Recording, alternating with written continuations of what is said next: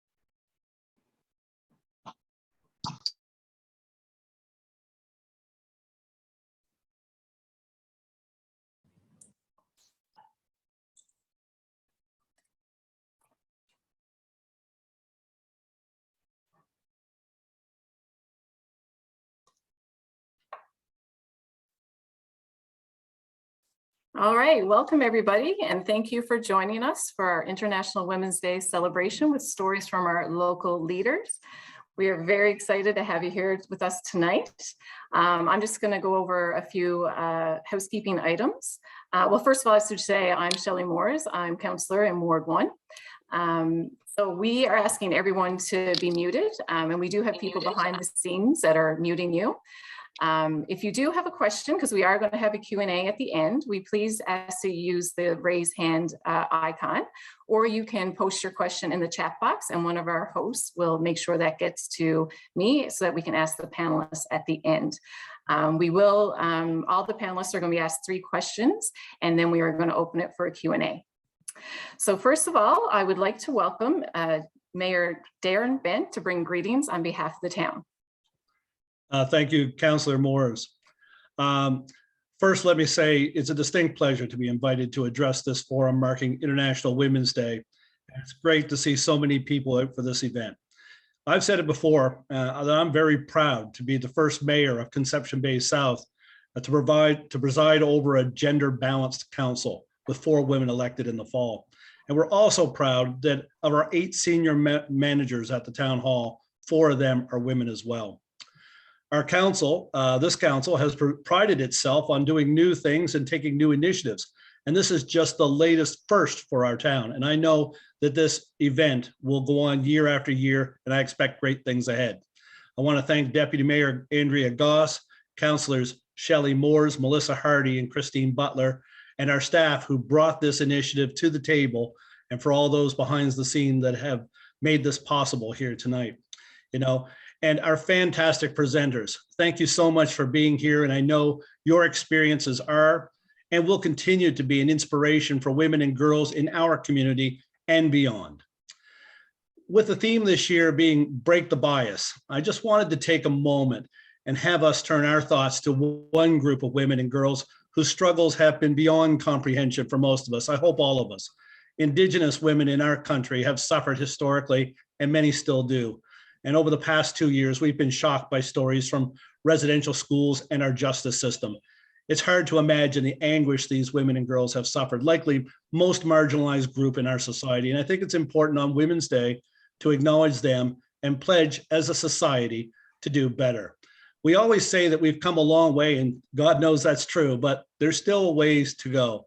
In our global community tonight, more than 1 million women and children have been forced to leave their homes and their lives behind in the Ukraine and now live as refugees in neighboring countries. We're proud here in the town of Conception Bay South to fly the Ukrainian flag as a show of support for our Ukrainian people here and abroad and in their home country. So this evening, before we begin, I got to say this. I want to send a little shout out to my wife, Bonnie, and my daughter, Jennifer, 2 incredibly strong women in my life in their own right. So tonight, we will have a celebration of stories from women right here in Conception Bay South. We have so much to offer in our community as we celebrate International Women's Day. So thank you for being here. Enjoy the presentations. And Councillor Moores, please lead the way. Thank you, Mayor Bent. I, for one, am honored and privileged to be here tonight to celebrate International Women's Day and to see how far we've come as a society in breaking the bias in our community and, of course, obviously in Conception Bay South. For me personally, I have 3 children, 2 daughters and a son, and I've always taught them to, not be afraid to back down, to always stand up for themselves and never be afraid to speak up on something they truly believe in. And I think they've listened. Most recently, I ran provincially in the provincial election, and of course, municipally. And I will say that I had a lot of people say to me, are you sure this is something you want to do? You're really putting yourself out there to be criticized. People are going to be mean to you. And you realize this is a male-dominated career where mostly men are in politics. And I came home one night and I was talking to my 2 daughters and they said, Mom, this is something you've always wanted to do. And we really think you should do it. We believe in you and we're going to support you. And, we're going to help you with your campaigns and you need to do this for yourself. So that right there was a win-win for me because what I've been teaching them all along, they are now 19 and 16, they listened. And for me, I feel that was my small role in this big world and breaking the bias in the political world, both provincially and municipally. And here we are now, we have 4 amazing women around the table in Conception Bay South. And although we are making strides towards gender balance in governments across Canada, there's always room for improvement. The more women we have in leadership roles and influencing high-level decision-making, the greater move towards gender equality in our society and the more responsive our governments can be to all citizens. I encourage more women to enter politics and furthermore take this opportunity to thank everyone who has logged in to join our conversation. These actions help to progress important change. So how did we get here? Well, myself, Deputy Mayor Goss, and Councillor Hardy participated in Equal Voice NL session less than 2 weeks ago about the International Women's Day and how you can recognize it in your community. So to say we were inspired by the end of the Zoom call, we had 101 ideas. We wanted to do something. We were determined that we were going to have something planned for Conception Bay South. And because we had less than 2 weeks to plan, we thought a virtual event would be something that we were able to do. And we wanted everyone involved. We wanted women, female speakers to talk, and here we are. So thank you so much to everyone who is logged on and for our panelists who are here tonight. So without further ado, I'm going to introduce tonight's guest speakers. First of all, we have Michelle Porter. Michelle Porter from Foxtrap is the owner of Sisters in Fitness, a business celebrating 15 years operating in Conception Bay South, a community she strives to make healthy and happy. In the last 15 years, Michelle with her team of instructors have received specialty training all throughout Canada, United States, England, and Costa Rica to provide our residents with fitness, yoga, and running world trends and programs. This mother of 2 has a heartfelt passion for motivating, assisting, and encouraging women entrepreneurs and holds position on the CBA Chamber of Commerce. Michelle is an accomplished multi-marathon ultra-marathoner, award-winning conformation dog handler, and regatta rower. But amidst watching the child, teenager, mother, and senior achieve things they never thought possible is her greatest joy and her best accomplishments in life. Michelle, I'm going to turn it over to you.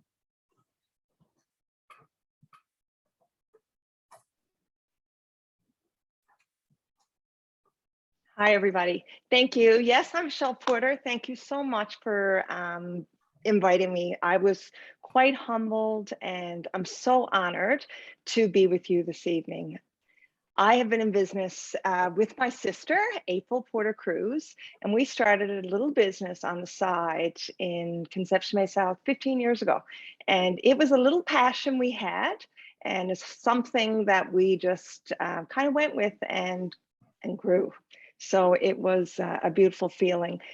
I'm very blessed. A little personal side of myself and my sister is that we were raised by exceptional women. I feel so blessed. I'm a Generation X, and my mother always worked. And my mother was a widow, She was a young widow at age 35. And I'll never forget, she said to us, we were little, we were 13 at the time. And she said, imagine if I didn't work. And it's something that stuck with me my whole life. So I want to shout out to my mom, who always told us that we could do anything and be everything possible. Another big influencer in my life is actually from Foxtrot. And I always joke that I'm from Foxtrot. And people say, well, why are you saying that? And I say, because the people of Foxtrot were hardworking. They were simple living, who dug deep and who just thrived in life on simple things. And I think that's such a blessing. And my grandmother, who's originally from Gambo, actually owned the general store across from All Saints Church in Foxtrot. Her name was Dorothy Porter, and she owned Robert Rideout's Grocery. And when he passed away, my Aunt Pat laughs and says, she was the first woman in Foxtrot to get her driver's license. So I feel so honored that, I was surrounded by it. I didn't understand when people say that I couldn't do something because I was a woman, because everybody in my life told me that I could. And I hope that I can give that message to you tonight too. And I also have a daughter, and she is making her way in the world. She's educated. She's got a really wonderful job in a non-traditional program. So it's really good. My son, he is 20, and he respects women and he cheers for women. And I think that that's important. So thank you for coming. I hope as I share some nice stories with you tonight, and I look forward to being on the panel with everybody else. Thank you. Thank you so much, Michelle. And now I'm going to introduce Christine Han. Christine Han is a familiar face to many of us, as she has been the owner-operator of Home Hardware in the Villanova Plaza for almost 34 years. 4 years ago, she partnered with another home hardware dealer to open a second store on Torbay Road. Christine and her family operate several other businesses, the newest of which is Heritage Square Retirement Living. Christine was elected to the board of directors of Home Hardware Stores Limited 19 years ago, and is now in her 10th consecutive term as chair of that board. Christine has always been an active volunteer. She currently serves in a volunteer role as chair of the Downtown Conception Bay South Board of Management. She lives with her husband, Tom, in Conception Bay South, where they are proud to have raised their 5 children. Christine? Thank you, Shelley. And Michelle, you're a hard act to follow. Wow, that was really fascinating stories.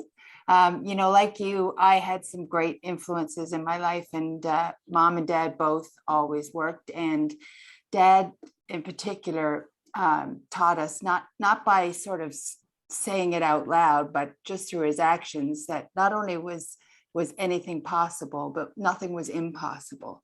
So I'm like you, I never saw obstacles growing up. I just went for it. Sometimes it was because I was naive maybe and didn't see the challenges, but other times just, because I was determined. So yeah, I've been really fortunate as well to be able to live, work, and raise my family in Conception Bay South. Very proud of my 5 kids who are all grown and gone. But the conversation around International Women's Day is interesting because, it's about celebrating women past and present. We all have those women in our lives, aunts, cousins, sisters, friends, coworkers, who really are making a difference and have made a difference and deserve to be celebrated.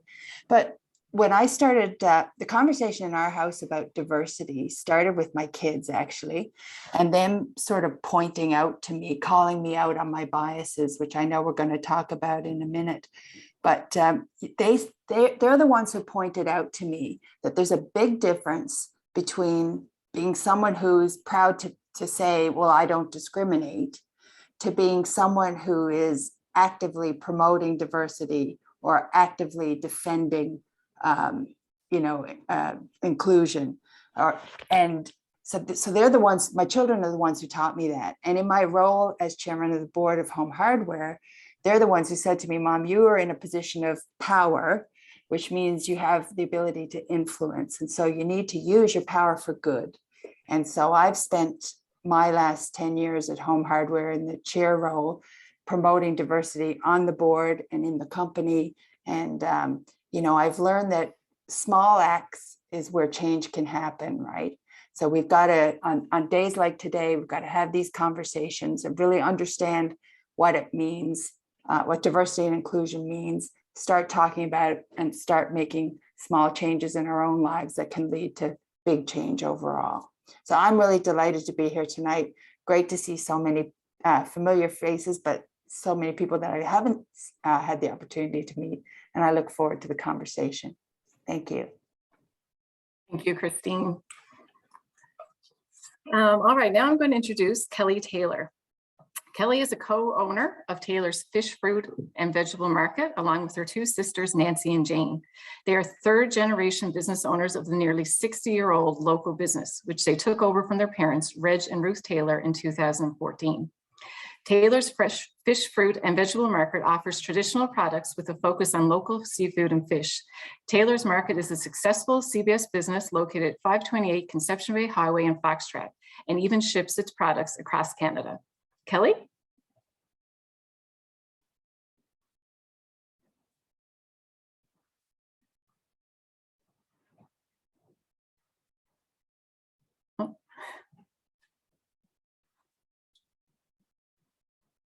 Oh, you guys are still muted.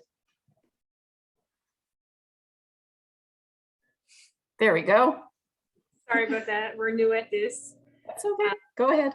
I'm Nancy. I'm the oldest. It's Kelly here and Jane, three sisters. And yeah, so we're very honored to be asked to do this. We're quite nervous, actually. Melissa asked us to do it, and we were kind of hesitant at first because we really don't say much public speaking, but we're more hands-on people. yeah. But we're quite happy to be asked, and very pleased to be here. Like everyone said ahead of us, we had some very strong women in our lives growing up. Our mother in particular worked, as well as the three, looking after the kids and stuff. We had two very strong grandmothers that really influenced us, and they worked their whole life as well, having numerous kids as well. So we had lots of strong women in our lives that helped guide us. As you said, we're third generation business owners. This business has been in the family for 50 years. Our grandfather started it, then our uncles and our dad and our mom. We took over in 2014 from our parents, and knock on wood, we're still going, thankfully. We specialize in everything local in our business, and our motto is, if we wouldn't eat it ourselves, we wouldn't expect anybody else to eat it. And so we really strive to have the best possible products and service as well, where we are just family mostly. You see us every day, we're here every day, and we try to give service with a smile as well. And yeah, so that's a little bit about us. All right, thank you very much. And our final panelist for this evening is Gina Pecor. Gina Pecor is CEO of Genoa Design International. Gina began her career with the Royal Canadian Navy and was amongst the first women to sail with Canada's naval fleet. In the decades since, she's built a career as an entrepreneur and business leader. Her strengths lie in strategic growth management, governance, and team leadership. She received a communications degree from Mount St. Vincent University in 1991 and has since completed executive education at Harvard, Case Western, and Simon Fraser Universities. Gina serves on the boards of Newfoundland Power, Crosby, and Business and Arts NL, and is also currently a member of the St. John's SPCA Campaign Cabinet. Gina and her family have lived in Conception Bay South for over 25 years. Gina?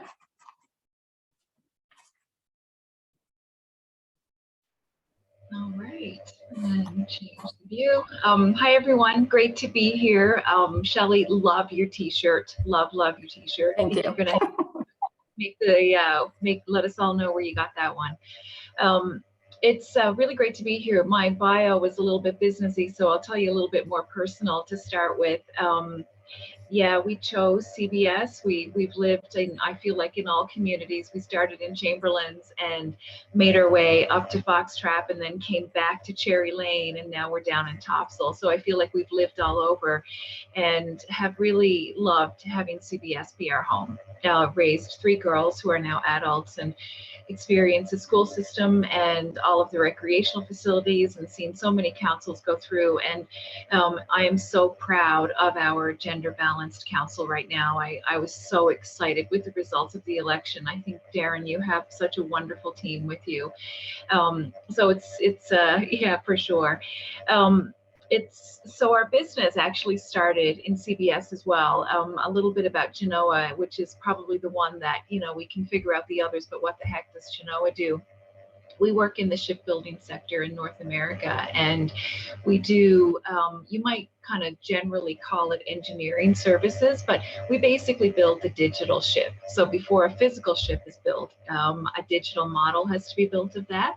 And that's the role that we play. And they're big ships, Canadian Coast Guard, Canadian Navy, US Navy, and Coast Guard. And one of the most exciting things in our current environment is we're helping to build a polar icebreaker for the US, and that icebreaker will go to the South Pole, and we're just getting started on helping to build a polar icebreaker for Canada that will go to the North Pole. So it's pretty exciting work. We have a team of just shy of 300, and that growth, it all began in the Josephine Noseworthy building in CBS.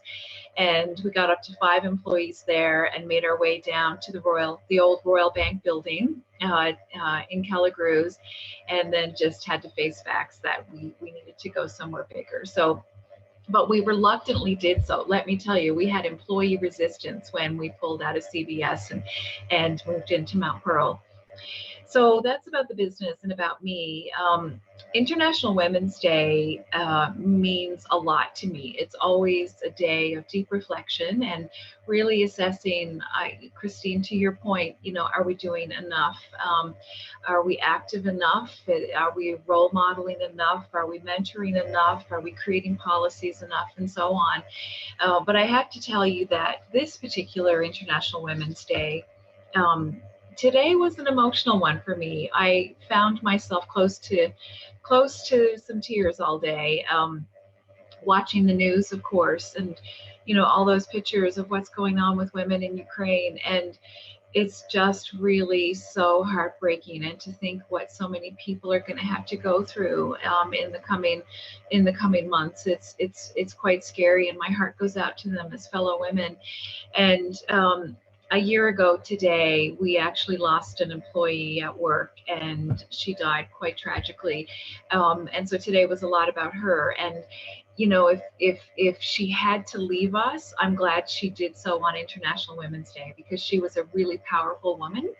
And there are so many of us who knew her, and we channel her spirit. And so I think, you know, today is the day that we really set aside and reflect on the strength and the power of women and everything that we can and should do. And also a moment of appreciation to look around and just really acknowledge you know, the role that women are playing, acknowledge the gaps, and try to take one step further and better. So it's great to be here. I so appreciate the invitation and the chance to be here with all of you.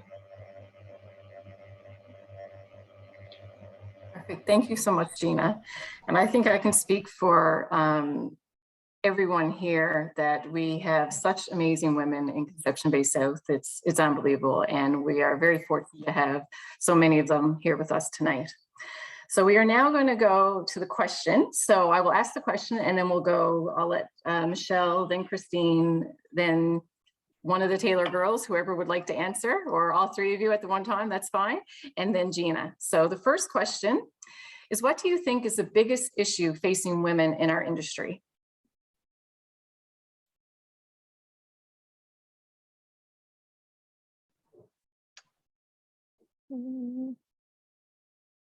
Can you hear me?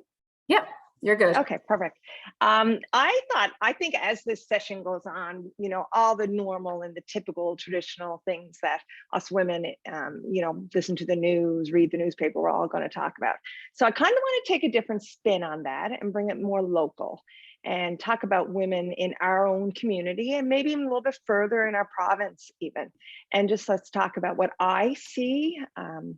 What I see is a lack of resources, and I don't mean money. I don't mean money.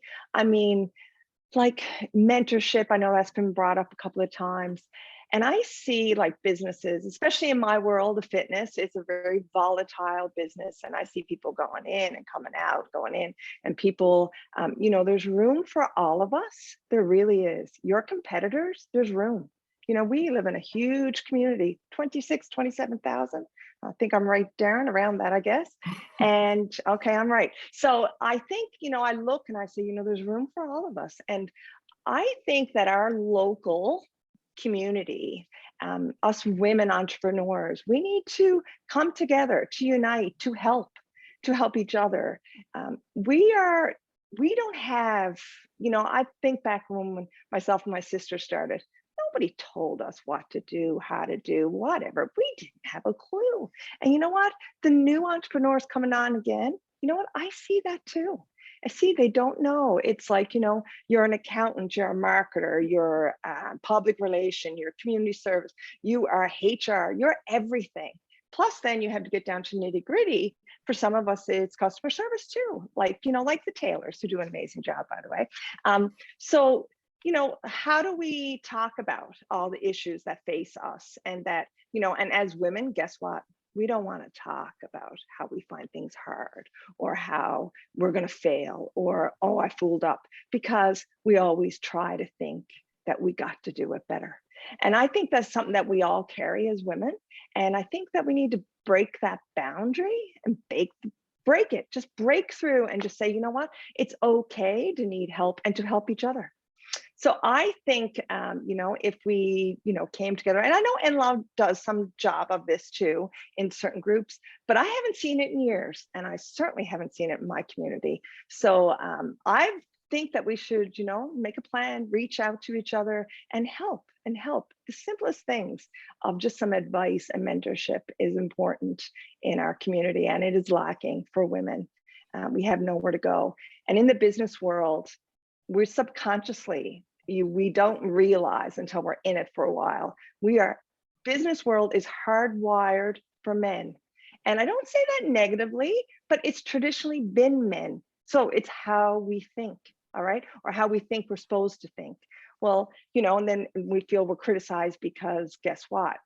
I'm gonna direct emotionally. But you know what? What's wrong with direct emotionally? I wish someone had told me that 10 years ago. Okay, because the nurturing side of being a woman entrepreneur is a beautiful thing.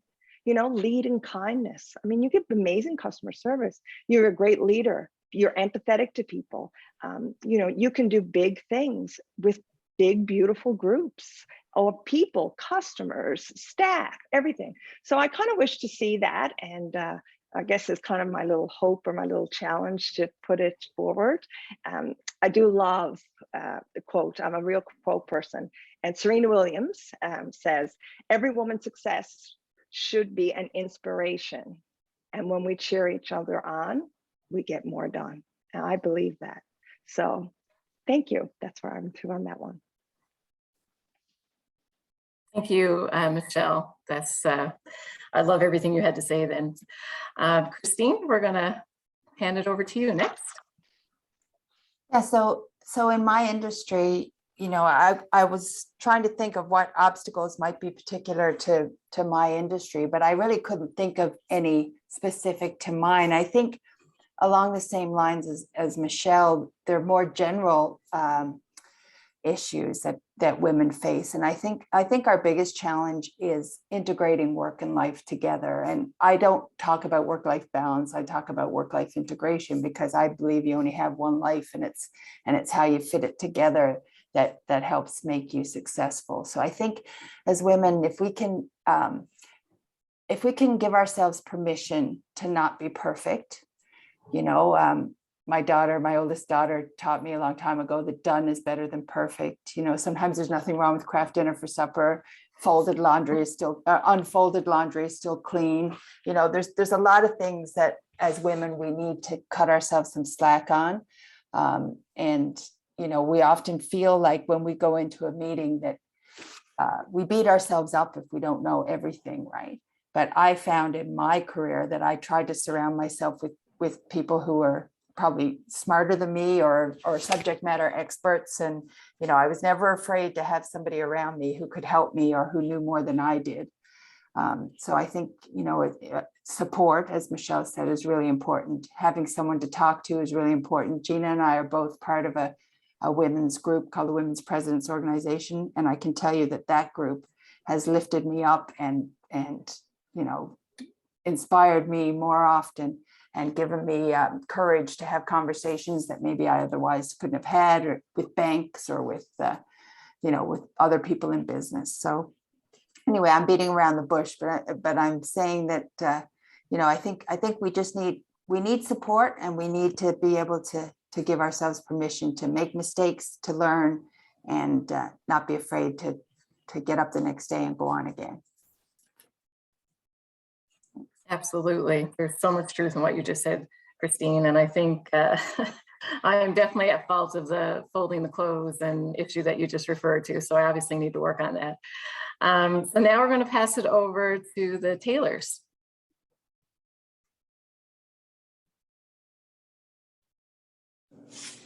Yeah, exactly what the other lady said, for sure. We're too hard on ourselves. You know, you feel like you have to do everything and you have to do it all perfectly. So in our industry, like, we're involved with the fishery, obviously. And so there's quite a few challenges that we face, and we faced over the years, and it's still there. Like, you know, a fawning product is actually quite hard right now. Everything that's, you know, in the fishing industry, everything, and let me say, the fishing industry is so complicated. You know, the public think they know it, but they really don't know a lot of it, you know, unless you're really into it, you know, because like sourcing local product is quite hard right now. Like 99% of the stuff, you know, the fish and seafood that's caught here in Newfoundland, it's sold internationally. So it's hard to get the local product because, you know, everything is being processed offshore, you know, the big trawlers and whatnot, or in the big processing plants. And, you know, it's sourced for the international market, which is great, of course, but the local people can't get it, you know. And even if you pay the top dollar, which they want for it, you know, 25-30% higher than local prices, you have to buy large amounts of it in order to, you know, get access to it. So we find it actually, and it's getting harder, we find it hard to get local product like cod, for example. You know, it's especially this time of year, we usually have so much, you know, in our freezers, but the price went so high this year, you know, with the international market and the American dollar, which is all based off the American dollar. We weren't able to get the quantity that we usually have in store. So we're scrambling like everyone else trying to get product to sell. That's one of our issues.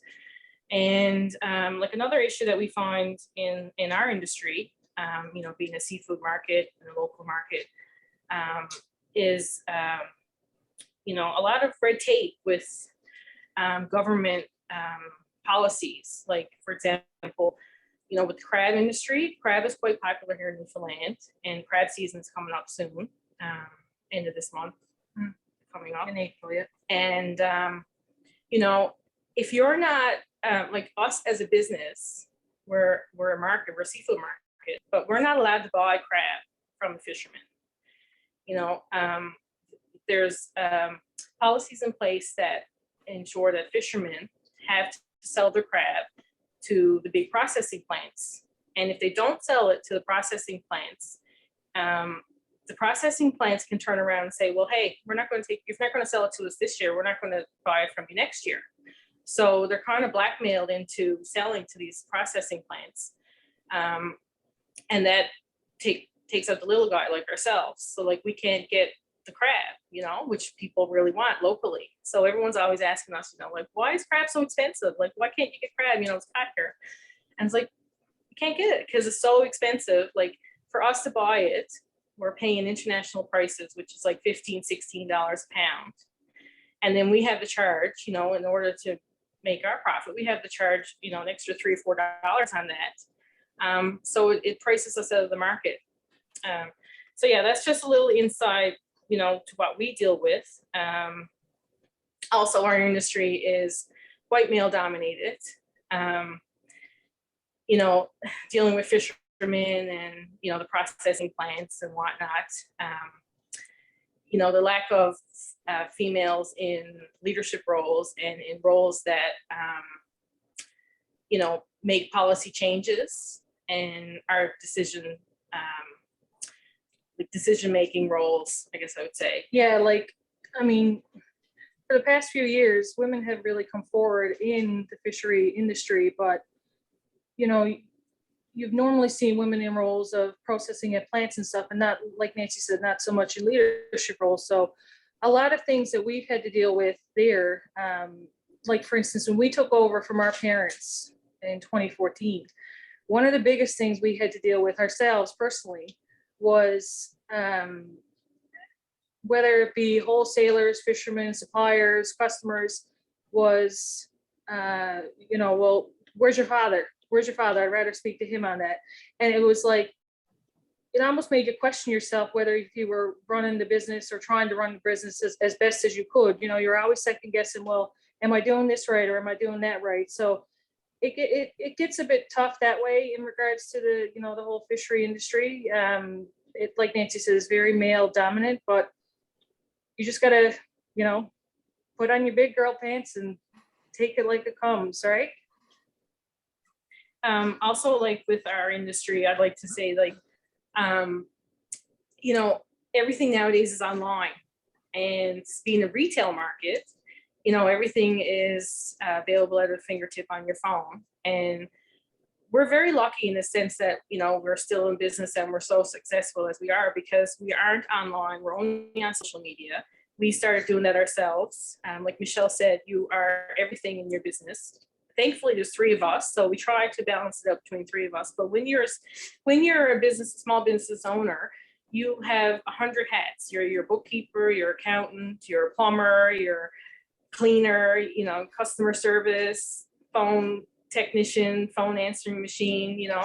So we have a lot of things that we juggle, and our online presence is something that we've really tried to push forward in the last couple of years, especially since COVID hit, because, you know, obviously you weren't going out and stuff, and we were very lucky we were able to serve the public here. We were going like 14, 15-hour days when COVID hit. Like, we'd open the shop and we'd serve, you know, through the doors, and then after we close the shop, we'd go delivering. We never delivered before, and we offered delivery service curbside as well. And so, like, yeah, you're constantly putting on a different hat.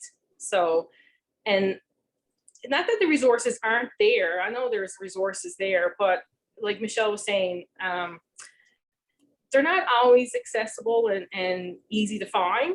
You know, you really got to look for it. You know, it's not like, you know, these programs that, you know, the government puts out, and like Angelou is really great, of course, absolutely. And the CBDC is great, Chamber of Commerce, they're all great organizations. But you have to search it out, you know, like, I wish there was like this, maybe something to look into in the future, like Michelle was saying, some organization that we can all, you know, make up ourselves. But like, I wish there was an area where everything was sort of there and like easy access, you know, instead of having to spend the time, because like you said, you're a small business owner and you don't have all the time. And really you're able to find and search for the questions that you're wondering, like, is there any funding available? Or, you know, what programs are available for this or that, you know? So we find that hard sometimes, you know, but you got to make the time, I know, and we're trying to do that. So that's why we got involved with something like this today, because we don't normally speak a lot in public. So this is a learning experience for us as well. But yeah. Well, All right, thank you. Well, we're very glad that you decided to come on board and speak tonight. And I'm willing to bet that we all have at least once said, put on my big girl pants. So thank you for reminding us of that. Gina, we're going to pass it over to you. All right. So in terms of the biggest obstacle, I guess, you know, I work in a very male industry, and I wanted more talk about the opportunity that's presented. But if I do think about, you know, some of the things that are tough, there's a male culture, you know, and showing up to participate in, you know, trade show events or in large venues, it's kind of like, you know, going into the shed party or something. Like, the guys want to talk about what the guys want to talk about, and the women are welcome, and, you know, we can schedule meetings and all that, but it's really hard to participate in the fringe conversation because it's guy topics, it's guy stuff, and you know, it's tough. Women hate going to those venues because it's really hard to crack into it in a comfortable way, and I think there's things that have to change with that. And I had a conversation with a CEO of a national organization just yesterday, and we talked about this, and you know, I said it's a problem because it's a barrier to participation. Women do not want to go to these things. They feel small. They have to really, you know, talk loudly. So, you know, I think there's a lot of things that, and the fishery is a great example to that. If we can't find a comfortable place on the, you know, on the general conversation social side, it's hard to get to the business opportunity, and the men get a better chance because they're having, you know, they have a runway of conversation that takes them to the business dialogue. So that's an obstacle, but I'd like to talk a little bit more about the opportunity, because my industry, you know, in particular, needs a lot of people right now, and is one example of the need for the qualities that women bring. And, you know, I really do view that it's our time. And when I first came full-time into this industry, you know, if you ever wanted to talk about human resources things, or building teams, or you know, the things that were considered to be the fluff, the stuff that you would talk about later, but that's not the business of the day, it's now the most critical thing. There's a talent crunch that's hitting globally, and the ability to understand what builds a team and how to lead teams is more critical than it's ever been. And, you know, women make great leaders. In every sector, they make great leaders. And industries are realizing that the pathway, and the tailors are a wonderful example. I shouldn't presume, but I don't think you grew up in a boat fishing your own cod and came to the, you know, to the market that way. You came into the business because you're qualified as business leaders to do that. And that is so often true. You don't have to come up in the technical path.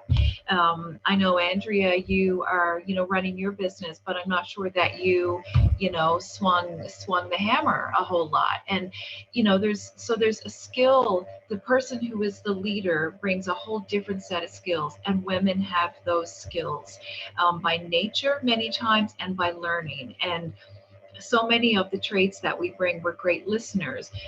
We can multitask and multi-balance. We have empathy. I heard a stat this morning that publicly traded organizations that have a female running the finance department, a female CFO, do 35% better. And, you know, I think those are things that we come skilled at, and we come with a prudency, a natural ability, for whatever reason, that brings us to be different leaders. And I think this is our time, and we have to step forward. And I know, you know, I personally feel that I'm an example of that, where I had to fight hard. And maybe I'm starting to answer the next question here, Shelley, you know, a bias that we had to overcome. But I had to show up and go, I'm not a man, I'm not an engineer. You know, I'm not, all the other things that were very typical for, you know, the men who are the leaders. And I had to really poke my elbows out and go, you know what, you're going to have to make room for me, because I got something to say here. And it took a lot of discomfort, but it was the right thing to do. And I, you know, try to give that message wherever, that I think it's a new day. it's a new day and we have to claim that space. Absolutely. And, just hearing, some of the examples you give of, all the things that women bring to the table and stuff that they're, well known for, just, I guess, really gives us that initiative that we need and, to push us forward to get even more women involved in industries that they might not always be involved with. So thank you. For our next question, and we're going to go in reverse order this time. So Gina, you're going to be up again. Sorry. Our next question is, this year's International Women's Day campaign theme is Break the Bias. Share an example of how you have personally experienced gender bias.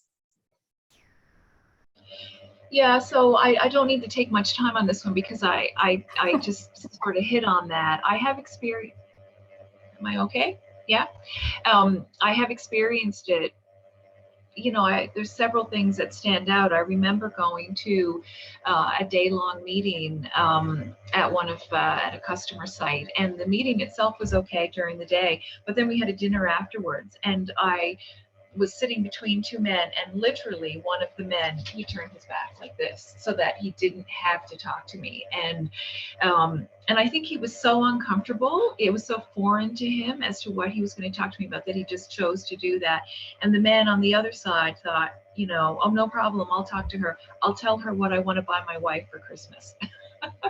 So, we ended up in that, and that's been very difficult. And like I said, I've had to break that bias, and I can also really relate to the Taylor story about, they always wanted to talk to Dad, and my husband started the business, and boy, did it take a lot of work to have both our employees and our customers and potential customers actually talk to me and stop asking for him well after the time that he was pretty much out of the business.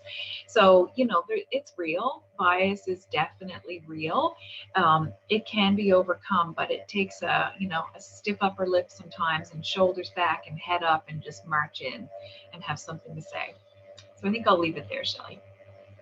Yeah, absolutely. And like they said earlier, you got to put on your big girl pants and deal with it. So I'm going to pass it over now to the Taylors.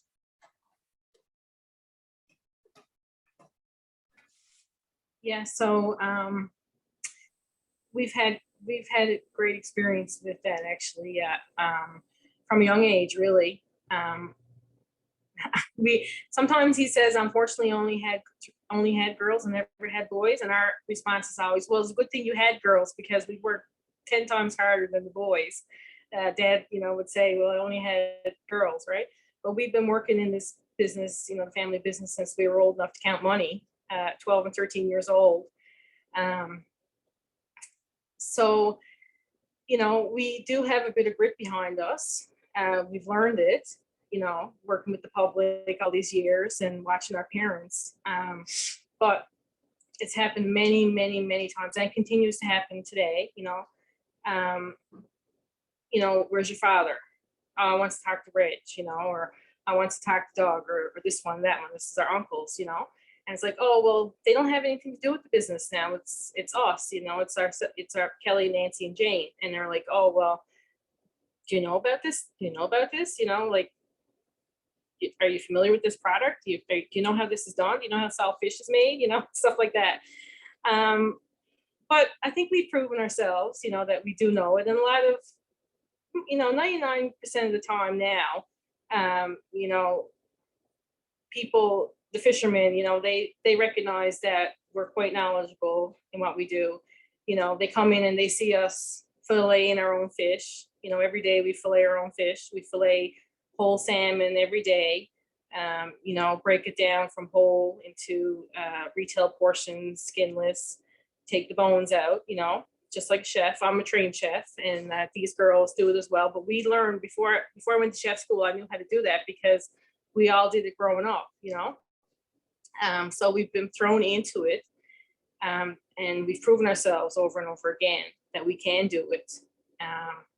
But people are still surprised, fishermen come in and they see us do that. They're surprised, watching us put rubber bands on lobsters, the claws of lobsters, they'll be like, oh, you want us to hold that for you? I'll be like, we got it, we don't need help. Oh, that's too heavy. You can't lift that. Oh, I'd probably lift you if you give me a chance. So stuff like that, right, all the time. Like today, for example, we had to help our delivery driver unload the truck. We had 300 pounds of cod nuggets come in, so that's about 20 boxes, and 200 or 300 pounds of frozen cod fillets, and we had 300 pounds of mussels, sacks of mussels, and it was only him, young fella, on the truck, right? And I'm like, okay, well, I'm gonna give you a hand there now. He's like, oh no, he says, you can't lift that, that's too heavy. It's like, I can lift it, believe me. We want to get this done, so I'm gonna help you, So it happens pretty much on a daily basis, different stuff. But it's not as bad as it used to be. It used to be really bad, actually, back in the day, even 10 years ago. I'm grateful to say that it's not as bad as it used to be. Sometimes we boil it down to like for if it's an older gentleman, we'll say, well, that's the old way of thinking, and depending on what they're saying, as long as it's not, derogatory. Yeah, exactly. We sort of let it slide, because we do have a young girl working with us as well, and she's still in school, and she said she had a man say a cuss word at her today. I mean, it floored me. He actually said it to her, and it do happen, and she was taken back, and so we had to step in and say, listen, you can't say stuff like that. You can't speak like that here. And if you are upset that I corrected you, we don't want your business. I'm not afraid to say that, and I've said it before. You don't treat us with respect. You treat the people that's working here with respect, same way you treat yourself with respect. And if you're not, well, we don't want your business. And like I said, we've said that before. And we'll continue to say it if we have to, because anything derogatory or racially, discriminatory, yeah. I mean, we don't stand for any of that, for sure. And we're not afraid to say that stuff now. It's funny, like I can say that to somebody faster than I'm speaking here now. Talking about ourselves is hard for me anyway. But like if I need to tell someone that they're wrong, I'm not afraid to say that, not this day and age, with everything on the go in the world. And, girls are sometimes even stronger than men in some cases, depending on what you're doing. So it doesn't affect us at all to say that, and we make sure that we're heard, in that sense, right? Because we truly feel that we, on a daily basis, we try to give our service and give product, we try to go above and beyond. Give so much of yourself. We give so much of ourselves every day, and we really do try to go above and beyond. But when you're talked down to or talked to condescendingly or, brushed aside or, eyes are rolled at you, it really, it hurts, but it more pisses you off nowadays more. So we're easy to come back and say, listen here, we don't need your business. Yeah, we've got strong shoulders that way. And I think being women in business and dealing with the public, you do have to be that way. You gotta, like you said, square your shoulders back and just, embrace the day. And and a lot of the times too, like, you have to let stuff brush off your shoulders. Know when it's not, know when someone's having a bad day, and okay, you got to brush it up to, okay, they're having a bad day. When they go go over the top, like if their reaction to something is over the top, then in your mind, you're thinking, you know what, something's going on with them. They're just going a bit extra, right? So you know what, I'm going to brush that off and let them be and just let them go on their way, So, and we've learned that through experience, really, like dealing with the public every day for the last, well, I'm going to be 44 this year. So since 30 years for me. And you can't teach that. That's just learned as you go, especially in customer service, So yeah, but thankfully it's not as bad as it used to be. I'll leave it at that. Yeah, absolutely. I mean, it's I find it frustrating, but I guess positive at the same time that, you know, we kind of have to accept that. And, you know, it's not as bad as it was, you know, and we have to prove ourselves. But like you said, it is absolutely getting better. It's just frustrating that we still have to justify it that way. So now we are going to hand it over to Michelle. No, sorry, Christine. Sorry, Christine. Yeah, no worries. Yeah, no, like Nancy said, it's not as bad as it used to be. And I can tell you when I was, 27, I think, when I started it at the hardware store, and people would, you know, men especially, if I was explaining to them how to do something or what part they needed for their faucet or whatever, they finally say, is there a guy here that can show me this? They sort of didn't believe me, or they'd say, I need to speak to the owner. And I'd say, you're looking at her. And, you know, so, but that was a long time ago. I don't really get much of that now, although when my daughter worked in the paint department, I know there were several customers who would try and hug her and stuff. And so she would always pick up a thing of caulking and hold it in front of her, pointing out when she was talking to certain customers, so they couldn't hug her without impaling themselves on the caulking. But anyway, I wanted to talk about, just for a second, unconscious bias, because it was her that pointed out to me that I had an unconscious bias that I wasn't aware of. Obviously, that's the definition. But I would, if I hired high school students, if I hired female students, I put them on the cash. And if I hired male students, I put them in hardware or paint or plumbing or something. And I didn't realize I was doing it until she pointed it out to me. So, you know, Gina, you talked about reflection and things. Today is a real opportunity to think about your unconscious biases, because we all have them. And, you know, sometimes it takes someone else to point them out to you. Yeah, absolutely. We are all definitely guilty of that, and we don't even realize it. All right, Michelle.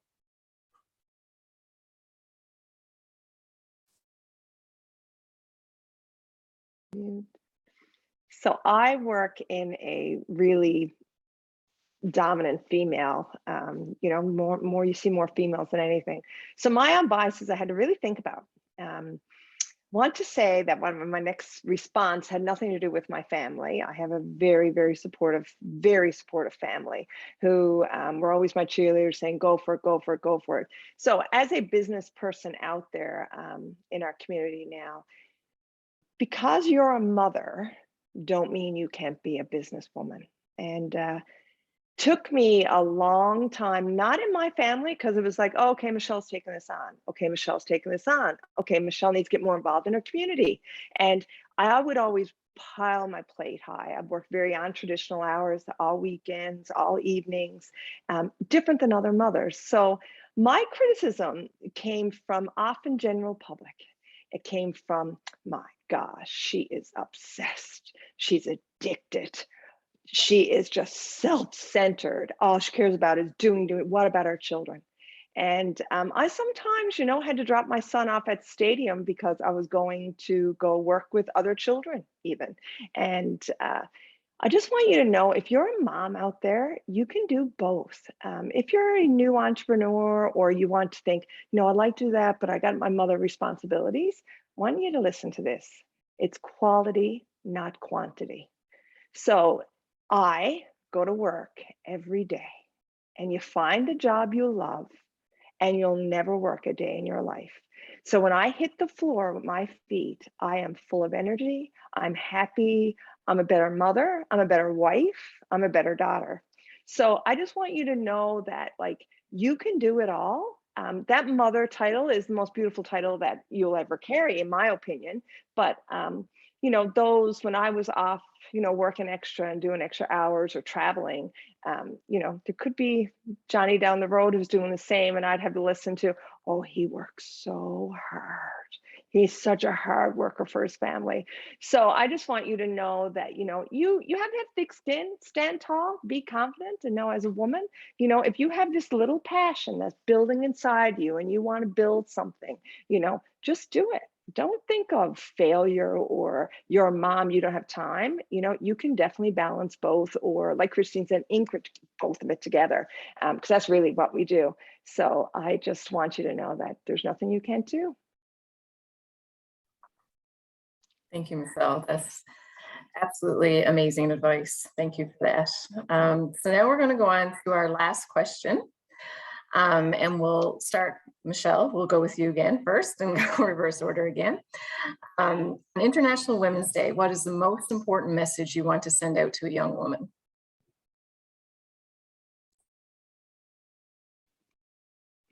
I was so excited when I got this question. You have no idea, because I wanted to tell our community a story. And I have some notes and everything on it. And I reached out to her and I asked, could I tell her story? And she did. So what I think a youth or a young entrepreneur, I think you need to be a trailblazer. I think you need to break barriers. I think you need to take risks. I think you need to be different. I think you need to work harder, and you have to be a goal setter, and you have to be balanced. So I met somebody in 1980. I want you to picture it. And I walked into a medical office and I sat there. And if I asked everyone who grew up in Conception, myself, in the 80s, 90s, or 2000s, who was the first female doctor? And majority of people, most people went to Kelligrews Medical Clinic. That's where majority of the doctors were. And it was Dr. Garber. And Dr. Gail Garber, at age 9, I remember her coming out and she had this white thing, this telescope on. And I looked at her and I thought, okay, this woman is the smartest woman I've ever met. I never even got to speak to her. But the fact that she was a doctor and she was a woman in Conception Bay South, it just was not heard of. I was 9 and here's this woman. So I want, so then now flashback to during the pandemic, I had joined a seniors yoga group and to instruct them. And who walks in but Dr. Gail Garber? And I remember I got flushed. I think like, because really she was an idol of mine. I didn't even know why. It's because no one was doctors. No one, no one did those things. And she today is still an amazing person. And I just wanted to share her little, like, quick little jot note story. And I bet you some of you will find it interesting. She is from Lunenburg, Nova Scotia. And she has so when I go to her, I'll reflect back why all those things, because all those things I said you should be, she is that and more. Okay. She went to Acadia University and then she went to Dell and became a librarian. And then she ran a mobile library in the Annapolis Valley of Nova Scotia. She came to MUN and did a science degree for 2 years. And then she went to Dell and became a doctor. Okay, so, and she married her husband in Paul in 1979, and she joined the medical clinic in 1980, where this impressionable young girl was sitting in the office and saw a first female doctor. What you need to remember though, is being a family doctor, you're also owning the business. Okay, so she's owning the business, she's a family doctor, and there's no other women around but her. Okay, she do accredit that changes came in her profession, the generation before hers, but for me, she's the only generation I saw. So then she had 2 children immediately, one 7 weeks premature. In 1981, she took 4 weeks maternity leave. Yeah. Then 18 months later, she had another little boy, and she gave herself a break. She took 7 weeks maternity leave and returned to work. She made a difference in the lives of our community. She saved lives. She did so many house calls. She ran a beautiful, beautiful practice with Dr. McCutcheon, Fraser, and Hardy. I hope I got them right. And she did that by raising 2 boys and having a family as well. So the end of her practice, that's where 1960, when she was 61, she decided to take on the adventure of the Camino Santiago. So that is a walk over in Europe, and it is 800 kilometers. So she did this. So now you got to think, okay, she got a business going, thriving, she got a family, she got raised. So now she's saying, okay, what's the next goal? And she goes over. And so then she does this, and she went 3 times with her husband. She thought she would finish it. So just you think about it now. This woman is over 70 and she's had a full life, And now here she is. She's going to go back and she's going to finish it with her husband. And in between that, though, she broke her back, and it didn't set her back. She finished her practice with, you know, she had a bone broken in her back. So I just want you, like, there's people, I think our young entrepreneurs should look in our community at our leaders, people like Dr. Garber. You know, she was a trail setter. She made a difference in lives subconsciously in our community. We didn't even know. A female doctor who saved lives, ran a business, had a family.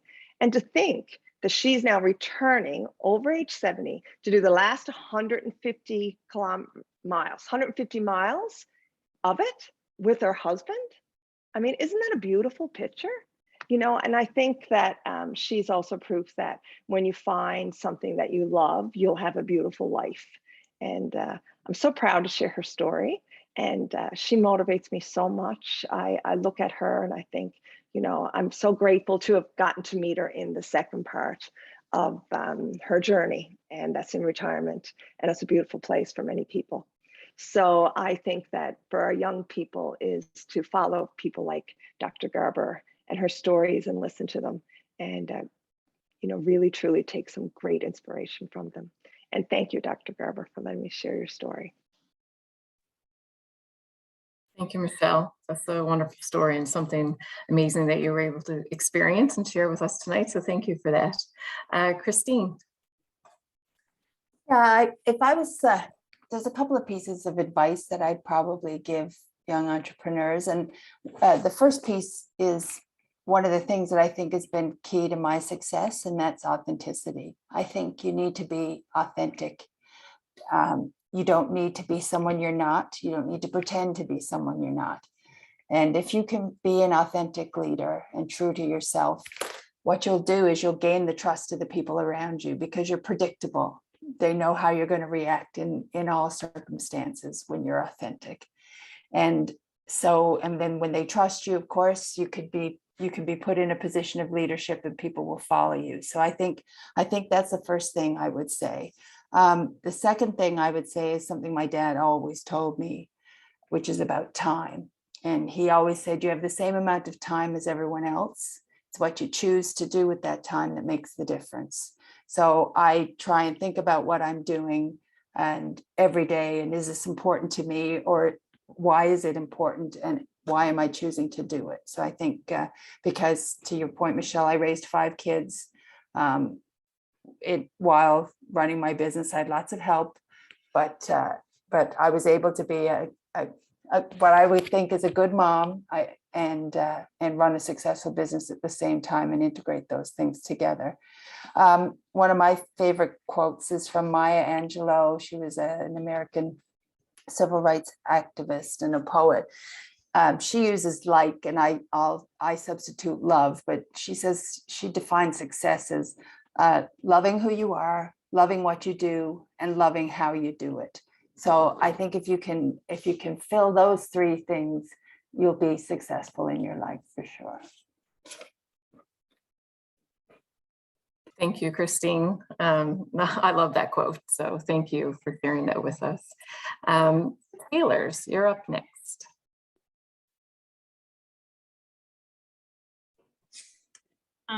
So advice that we've been given, and you know, advice that I believe in, and young people starting out should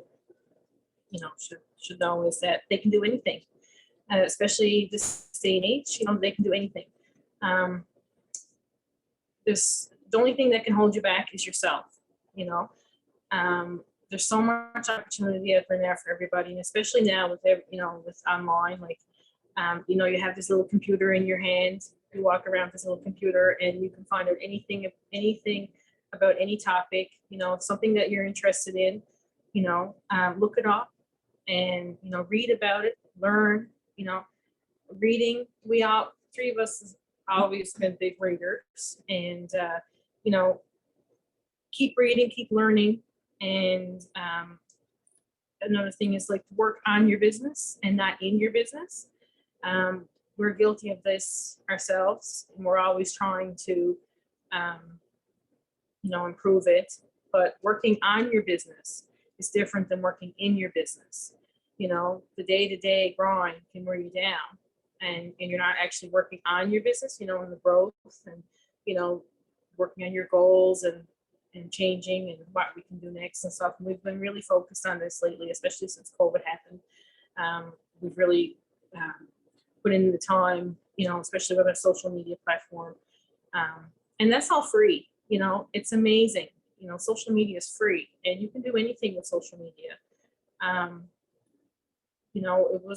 It took us a while to get on it. Like, we were all on it personally, obviously, but for the business, it took a while for us to get it to where it is today. And, even the Chamber of Commerce actually commented on us. We have over 15,000 followers on our Facebook. 15,000. We're quite proud of that. And this one here does most of the social media posts.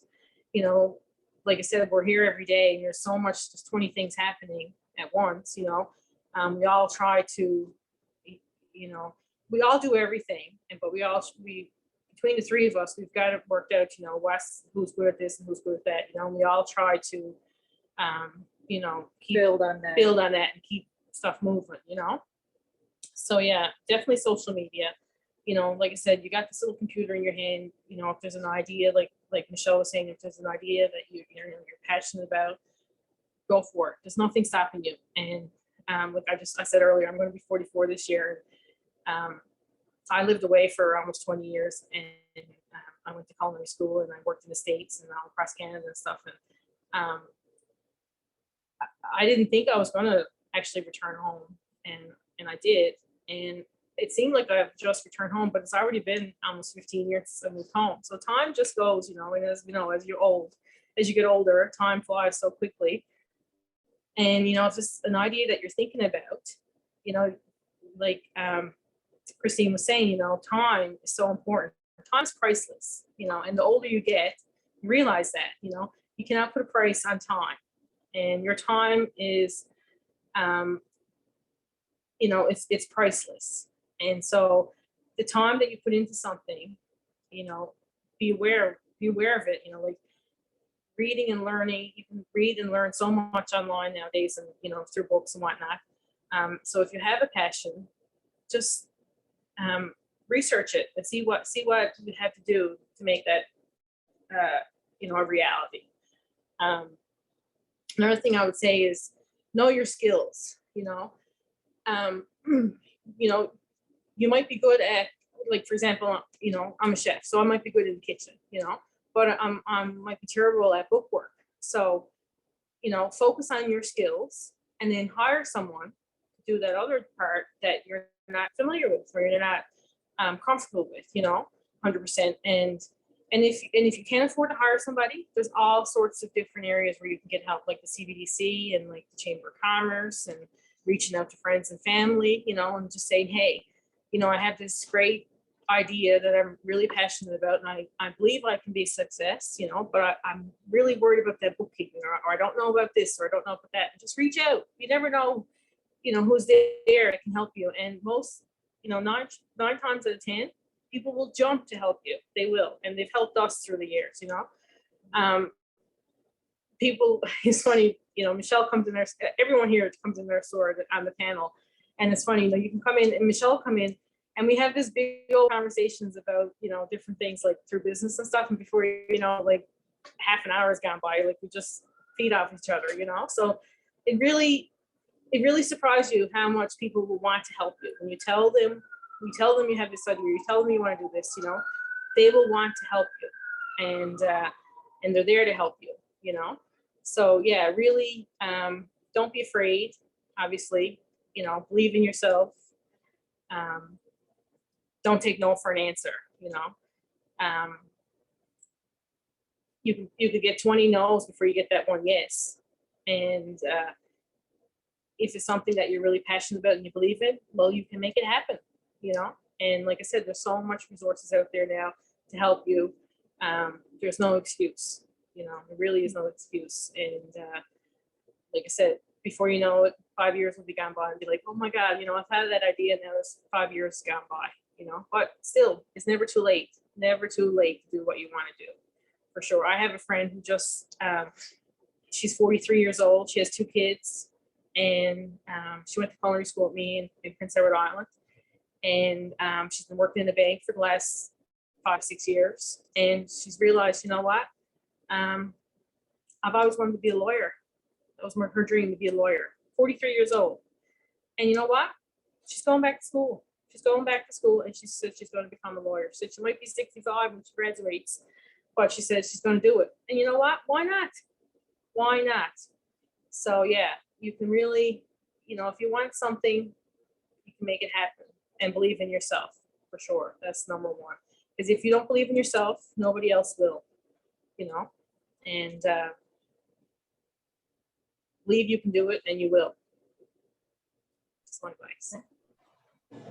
Thank you so much. And I think so far everyone has touched on time, and it's so important that we always should live. I always say, live each day to the fullest, live each moment to the fullest. And when you're having fun, time flies by. So doing what you love and not being afraid to take that risk is so important. Tina, we will turn it over to you. All right. I don't know. If you guys can see the cat and the dog in the frame, I feel like they're telling me to make a public service announcement. I'm on the SPCA fundraising campaign, and my cat and my dog are here to say, go give to the campaign. We really need a new building for the SPCA. All right.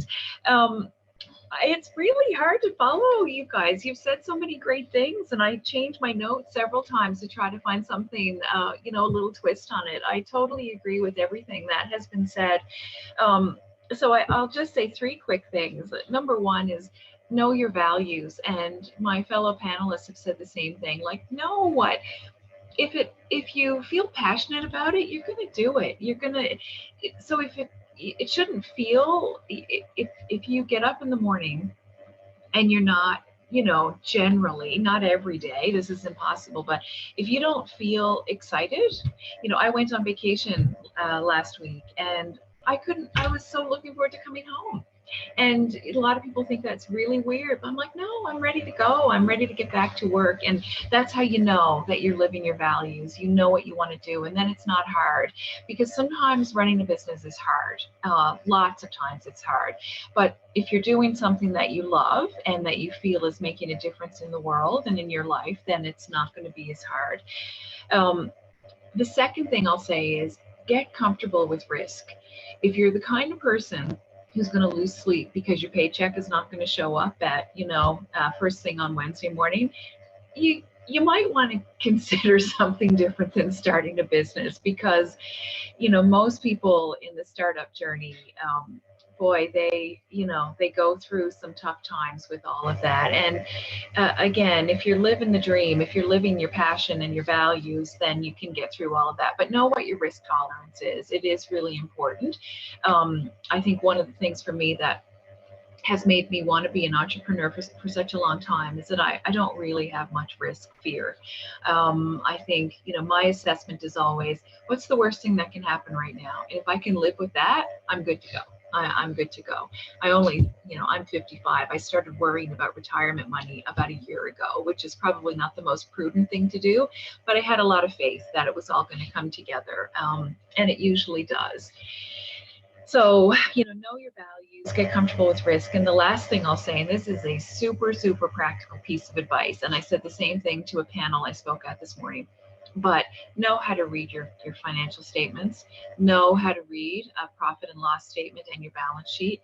You never want a banker or a funder or an investor to know more about your finances, because they can read your statements better than you can. I didn't learn that lesson early enough. I closed a business, and quite painfully a few years ago, about 15 years ago. And I wish I had known that lesson more. So if you are a young entrepreneur and you're thinking about going into business for yourself, go do a course to make that investment. Learn how to read it. Financial literacy is very different. It does not come naturally. We just heard a comment about, work on your business as well as in it.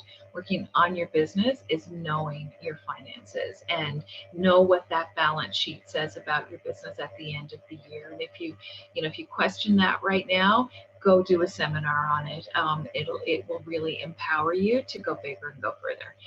So that's a bit of practical advice to cap off all of the other things. Thank you, Shelley. Thank you, Gina. That's great advice. So I think I can speak on behalf of everyone right now to say that that was amazing hearing everyone's story is so different, but yet so same, but hearing all the different perspectives, it's just been wonderful.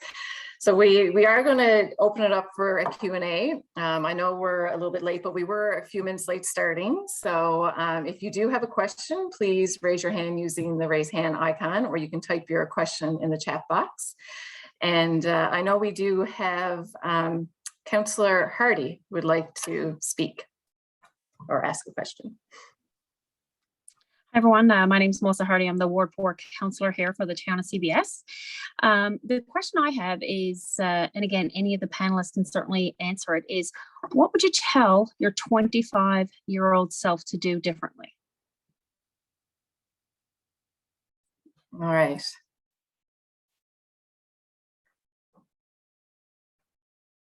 Who would like to answer that? I'll take a shot at it. Okay. So, yep. I'm going to pass on a piece of advice that was given to me when I was about that age, maybe a little bit older. And I was talking to a female friend and I was complaining about myself. I said, oh my gosh, I don't know why, I'm just obsessed and I have to go vacuum the house before I can leave, and it's a sunny day and I should really be outside. And she interrupted me and she said, Gina, just if you have to vacuum, go get her done and then get outside. But don't tell yourself, don't beat yourself up about it. Just go do it and carry on. And I wish, I could look back and go, just do it. Christine, remember you read the book Happiness, and if it takes you, what is it? If it's a minute or less, just go do it. And that's what, just do it. And that's what vacuuming was. So I would say, just, stop questioning, who am I? Should I do it? And just get it done. If it makes you happy, get it done. Perfect, thank you. And I think Councillor Butler, you may have a question. Thank you, Shelley, very much. I was just thinking about how do you feel, or not how, but who do you feel is responsible for taking actions on women's issues? Like who? Like me, myself, say, I mean, I'd advocate for myself, as a counselor and talk about what I've done and everything else. But I mean, maybe, let me see, who do you feel? I don't mind taking it, Christine. Okay, perfect, Christine. Yeah, excellent. Thanks. I think we all have a responsibility. And that's what I was talking about, that I learned from my kids, the difference between just saying you don't discriminate and actively promoting and defending diversity and inclusion, right? So I think we all, we've all listened to someone tell an off-color joke when we've laughed at it. And really we should call them out on it. We've all probably, in my younger years for sure, I mean, look up the queen bee syndrome. Women are sometimes our own worst enemies, right? Queen bee syndrome, for anybody who doesn't know, if there's two women, they try and outdo each other, right? So I think we all have a responsibility to speak up and to support each other, especially, and to not be silent, to actively do what we can do, given our position, whatever position we're in or whatever job we have, whatever role we play, to take an active stance and role in promoting women and thinking about unconscious bias. Thank you, Christine. Oh, go ahead. I just wanted to add that 100%, yes, what Christine just said. Sort of lost my thought that time. Okay, go on. Totally lost it. If it comes back to you, just wave your hand or something. Okay, so we don't have any other questions right now. I'm going to ask a question. How do you think men can contribute more to women's empowerment? Michelle, go ahead. Can I answer it? I think support. I do. I think support and encouragement. I really do. And I think to, acknowledge our strengths. And you know what? Us in return, we have to acknowledge their strengths too. And I think if we start to stop looking at a man and a woman and put it together, that we're creating a great team. I think that will be, I think we'll be there if we can even get halfway there. So yeah, that's what I truly think, is that we're an equal team and we both contribute equally to the big picture. Thank you. Does anybody else want to comment on that one?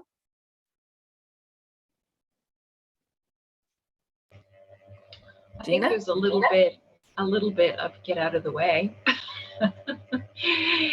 That sounds a little more saucy than I mean it to be, but there's, I guess, back to my comment about women have the potential to do so much and be great leaders, and men are occupying the space in a lot of situations. And I think, they've got to make some room. Yeah. Thank you. Christine, were you going to say something? Or no? Okay. Okay, Becky, you have a question. First of all, I just wanted to say you ladies are awesome. I so enjoyed this tonight. I could not think of a better way to spend International Women's Day than hearing all your stories. It's clear when I hear all of you speak that you believe you deserve a seat at the table.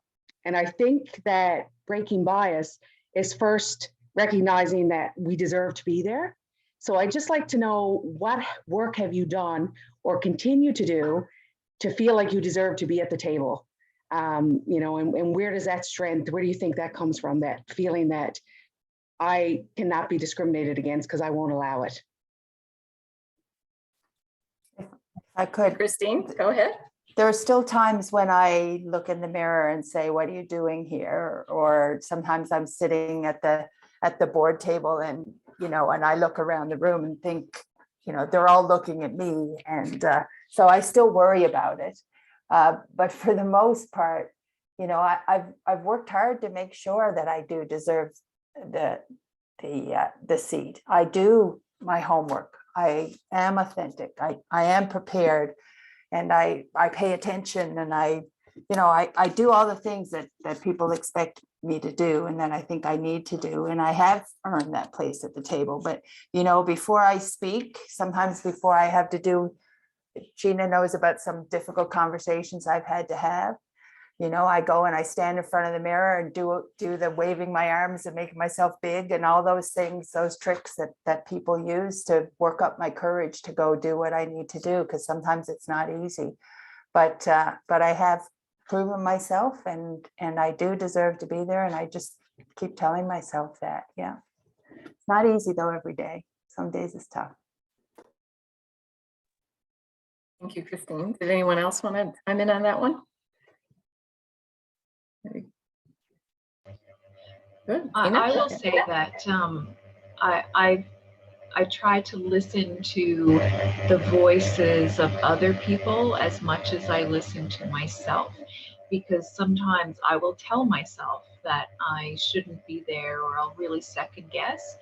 And I can go to, the women who are closest to me, to the group Christine mentioned, or just listening to people give you feedback and believing them. Because it's really easy to dismiss what they're saying, and they're telling you deserve to be there. And I'm sure those of you who run for politics, you had to, Shelley, you kind of described that in your opening remarks, that you listen to your family, to your girls. I listen to my girls. They are my best advisors. There's nobody who believes in me more than them, but I'm surrounded by people who do. And I have to believe that they know more than I do sometimes. Yeah. Yeah, absolutely. I mean, it's funny how what you teach comes back right in your face. I was hesitant, I was afraid, and that's what I taught my kids all growing up. Don't be afraid. Don't be afraid to take chances. And here they were the one telling me, don't be afraid, do this. We know you. I mean, they heard me talk about it enough, so they knew how much I wanted to do it. So, it's nice to know that they're listening and that, we are making a difference. So I just want to thank everyone. This has been fantastic, especially our panelists, Michelle, Christine, the Taylor girls. I hope it's okay if I say that. And Gina for, giving up some of your night to come and do this with us. And I mean, I am so grateful and I've learned so much, and it's so great to hear everyone's stories. And I'm now going to turn it over to Deputy Mayor Goss for the closing remarks. Well, hello, everyone. How do I follow all that? When I sat down putting a few words together for the closing this evening, I realized I'm going to have to follow 4 fantastic women, community-minded women here. And I said, I don't know if that's going to be that easy, and certainly it's not. This has been amazing. It's fantastic. The conversation and the stories, it's just so heartwarming. The sharing, it's truly amazing. I think we all feel a whole lot better for showing up here this evening and being a part of it. So, I feel very proud to be in this company this evening. And I'm also really proud to be one of 4 women on our municipal council. And, I've been very fortunate over the years to hold many roles in the community, leadership roles, committees, boards. I've been able to be on events, and, each one of those experiences was enriching for me. It gave me knowledge, it gave me experience, and it gave me confidence and courage. Like so many people have said, well, how do you do this? Or how did you, put yourself forward for something else? And I was like, I had the interest and I believed I could, and I wanted to do it. And so that was what led me to council, of course. So when the municipal election was coming up, there were many conversations where, it was suggested to me to put my name forward. And I can tell you, it was very unnerving on times. And it was like the hokey pokey. I had my hand in and then I had it out. Shelley and I had many conversations, and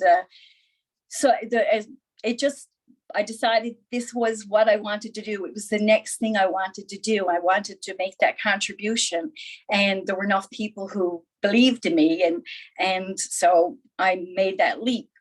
There were lots of conversations in my own head, and they weren't always good ones. But once I started knocking on doors and talking to people, the support and the feedback and the encouragement, it was amazing. And that message came through here tonight of encouragement, for all of you in your roles, encouragement from your families, from your community, from your co-workers, that's so key. Not everyone's journey is going to be the same path, but the great thing is that we have the opportunities to pursue our goals, whatever they are. I want to thank you all for joining us this evening for our first International Women's Day celebration. We're so proud to hold this evening, and it is the first of many. And we hope you enjoyed. We hope that everyone enjoyed tuning in. I want to thank our 4 fabulous guest speakers. I have the privilege of knowing you all personally for many years, working with many of you on different events and community projects. So we've shared lots of intimate time. So hearing your stories tonight is just fabulous. Sharing, being so honest, about being nervous and second guessing yourself, and it's amazing to really put yourself out there and share that intimacy tonight with everyone. When we share our stories, we help break bias, we open minds, and we pave the way for others by creating a community that's more diverse and equitable and definitely inclusive. One of the things that there's so much conversation about the things we need to do, or breaking bias and the way we conduct ourselves. I think the message that rings for me is that one thing if we always keep this in mind, I think we'll do okay, is to be the example. We can talk all we like, but be the example. And that's I always try to keep that most in my mind. What is the example I want to bring forward, or I want to give to my staff or my friends or council? It's, you know, what's the example? And the only way to do it is to be it. So in closing, I just want to say thank you, everyone. This was a fabulous evening. Thank you so much for joining us. And, you know, together we can forge women's equality, and collectively we can all break the bias. So have a wonderful evening. Thanks again, everyone. Off to you, Shelley. Thank you, everyone, and thank you for spending your International Women's Day with us. We're so glad that you took time out of your night to spend with us, and we can guarantee you that next year will be bigger and better, and we will continue this event for as long as we can. So thank you, and have a wonderful evening, and enjoy the rest of your International Women's Day. Thank you. Thanks, everyone. Thank you. Yeah, everyone. Thanks so much. Thank you. Thanks so much. Thank Really. you.